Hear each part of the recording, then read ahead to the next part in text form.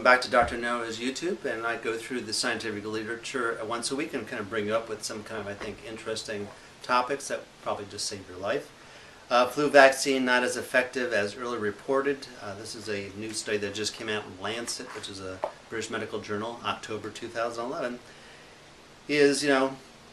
Vaccines, we've talked about that. That's when. But even now they're starting to kind of soften because they got these outrageous statistics, 98%, 90% effective. Well, in this study here, they're down to 59%. And so even in their own realm of people that are pro-vaccine is this kind of notion that these things are foolproof are not the case. People think, well, once you get vaccines, everybody's protected. We've talked about the outbreaks of people that, were vaccinated, still got the disease and all the complications. But so this is kind of interesting. This is the a study that was done just this past month, showing is that this hype, and that's what it is. It's like an info commercial. They have their agenda, making up numbers that really don't exist. So I mean, if my daughter came home with a 59% on her test or on her grade point, I'd be pretty upset. And so that's what the medical profession deals with. If they just show a 20% improvement, they think this is like they're walking on water. So that's kind of crazy. Continuing with the death toll of the cantaloupes and the certain types of food poisoning, now it's up to 28 people. Now since that began, once again, just show you in terms of that kind of hype with cantaloupes, okay? Yeah, life is unpredictable. People get infections. I'll talk to you about another study from the University of Arizona.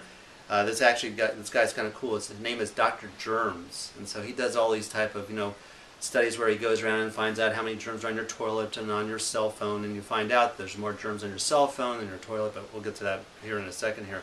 So the death toll since the cantaloupes began was 28 people. Now, during the same time, the number of deaths, the murders that were done by taking non-steroidal anti-inflammatories, that's like Tylenol, Motrin, all those type of things, would have killed 43,750 people. So we're all focused on, don't eat cantaloupes. We've got to be careful about food. That kills 28 people, but everybody popping their pain pills, that killed 43,750. So where should the attention be spent? Yeah, that's right.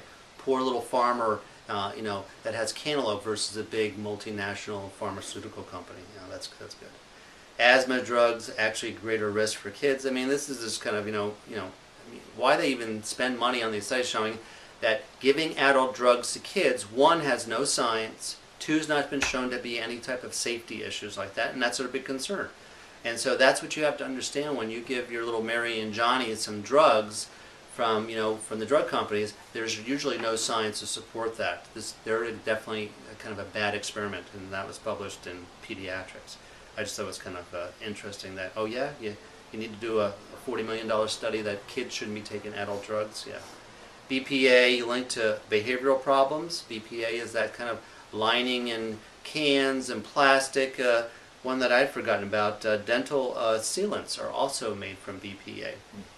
BPA is a chemical that's called a xenoestrogen, which means an artificial estrogen-like or artificial hormone that can cause your body to think it's having this hormone, and it's actually a chemical. And they showed that there was a 95% increase in terms of anxiety and depression with kids that were exposed to more of this BPA from this Harvard study.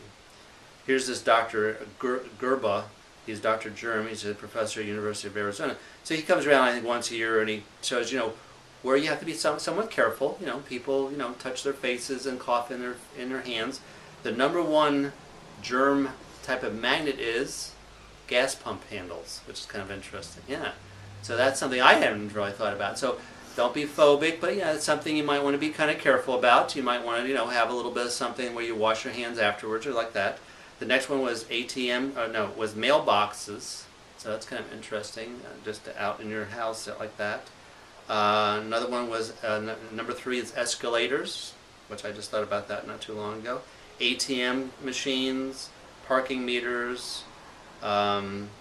Crosswalk buttons, that was an interesting one. And so he just kind of just shows you in terms of that particular type of hierarchy. But that's, there have been studies showing that your cell phone and your telephone receiver can actually be more filthy than your toilet. And so That's where that comes from.